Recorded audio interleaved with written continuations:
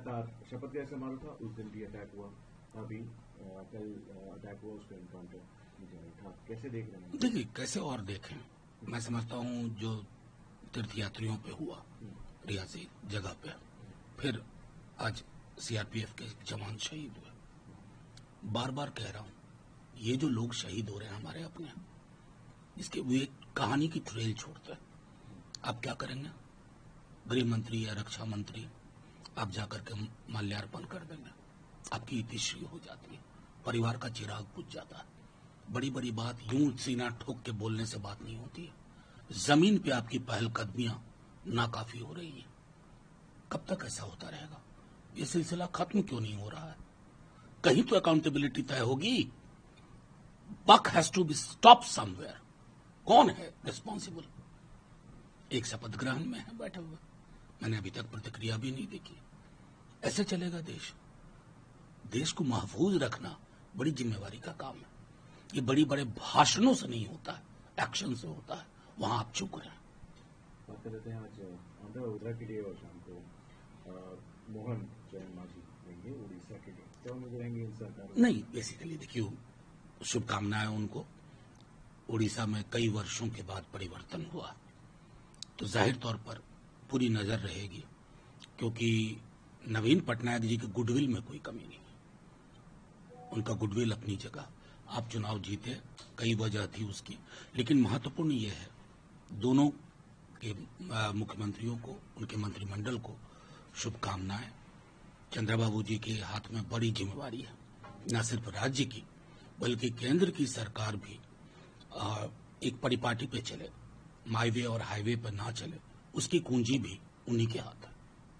जिस तरीके से इंडिया ब्लॉक का अब राहुल गांधी ने रायबरेली में एक बयान दिया कि अगर प्रियंका गांधी लड़ती है प्रधानमंत्री मोदी के खिलाफ वाराणसी में, तो प्रधानमंत्री जरूर। देखिए, सीधी सी बात है कि शुरुआती दौर में हम लोग देख रहे थे, अगर प्रधानमंत्री एक या दो राउंड के बाद 6,223 वोट से पीछे थे, तो ये अपने आप में संकेत है ना, जनता को अहंकार पसंद नहीं आता। खैर, आप चुनाव जीते, राहुल जी की बात अपनी जगह, जाहिर है कि नतीजे कुछ और भी हो सकते थे, लेकिन ये महत्वपूर्ण है। बीजेपी गायब हो गई थी, मोदी की गारंटी। एनडीए अभी कितना सुखद लग रहा है, इतने वर्षों के बाद एनडीए सुन रहे हैं। यही है लोकतंत्र की सामूहिकता। ये किसी व्यक्ति के में केंद्रित हो जाती है ना, तो लोकतंत्र आहत होता है। बात कर लेते हैं आरएसएस के जनरल ऑर्गन की। एक जो पोल का रिजल्ट है, एक रियलिटी चेक है ओवर कॉन्फिडेंट भाजपा के नेताओं के।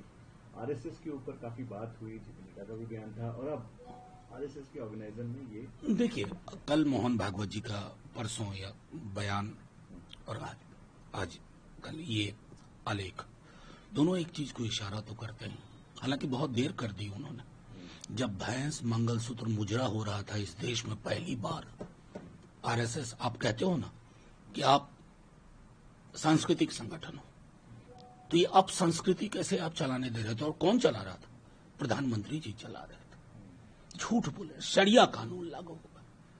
झूठ की कोई सीमा होती है? अपने तमाम सीमाएं लांघ दी और आरएसएस के लोग चुप बैठे हुए थे।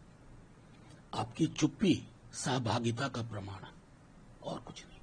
एकनाथ शिंदे ने कहा कि जो 400 पार एप्रीहेंशन आया लोगों के मन में कि कुछ कॉन्स्टिट्यूशन के साथ गड़बड़ हो सकती है, और जो मुस्लिम रिजर्वेशन हटाने की जो बात चल रही थी, उसके कारण लोगों में बहुत एप्रीहेंशन। देखिए, मैं कह रहा हूं कि पूरा इस तरह का कैंपेन मैंने 14 में नहीं देखा था प्रधानमंत्री जी का। 19 एक अलग चुनाव था, उसको मैं चुनाव नहीं मानता। वो श्रद्धांजलि का क्षण था, चुनाव का क्षण नहीं था। लेकिन 24 का चुनाव था। इस चुनाव में आपने अपनी जुबान का विश्लेषण कर लें। मैं ये कहूं कि आप हम में से किसी ने कभी जाना ही नहीं कि बीजेपी का मैनिफेस्टो क्या। हमारा मैनिफेस्टो तो लोगों तक था, उनका मैनिफेस्टो क्या था? टूटी तोड़ के ले जाएगा, बिजली काट देगा, 2 भैंस में से 1 भैंस ले जाएगा, मंगलसूत्र छीन लेगा, आखिरी में पटना में तो बिहार में बोल गए मुजरा। तो ये जो कैंपेन है ना, इसको देखिए। और 400 पार का अहंकार।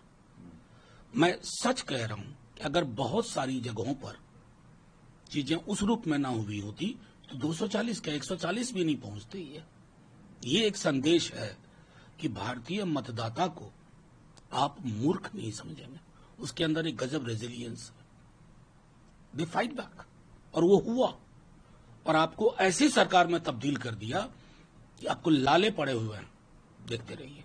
प्रश्न मेरा रहेगा, अमित शाह ने कल जब उन्होंने बयान दिया कि फार्मर्स पे फोकस रहेगा और इस बार जो भारत होगा वो सिक्योरिटी को नेक्स्ट लेवल पे लेके जाएगा और रोकेगा टेररिज्म, इंसर्जेंसी और नक्सलिज्म को। कल दिया था ना बयान, आज क्या हुआ?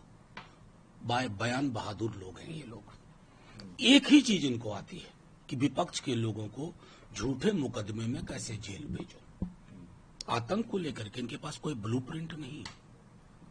कश्मीर नॉर्मलिटी की बात कर रहे हैं, हिम्मत नहीं हुई आपकी चुनाव लड़ने की, वहां एक कैंडिडेट तक नहीं दे पाया।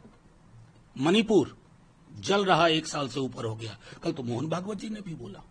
तो बड़ी बड़ी बातें करने से कुछ नहीं होता, बयान बहादुरों से देश नहीं चलेगा। देश चलेगा नीति और नियत से। और जब आप कहते हैं फार्मर्स, गारंटी देते हैं कि अब आप लाठियां नहीं बरसाएंगे, गोलियां नहीं चलवाएंगे, किसानों की शहादत नहीं होगी, तो ये जो रेटोरिकल स्टेटमेंट है ना, इसका कोई वैल्यू नहीं है। It is valueless, it has lost everything.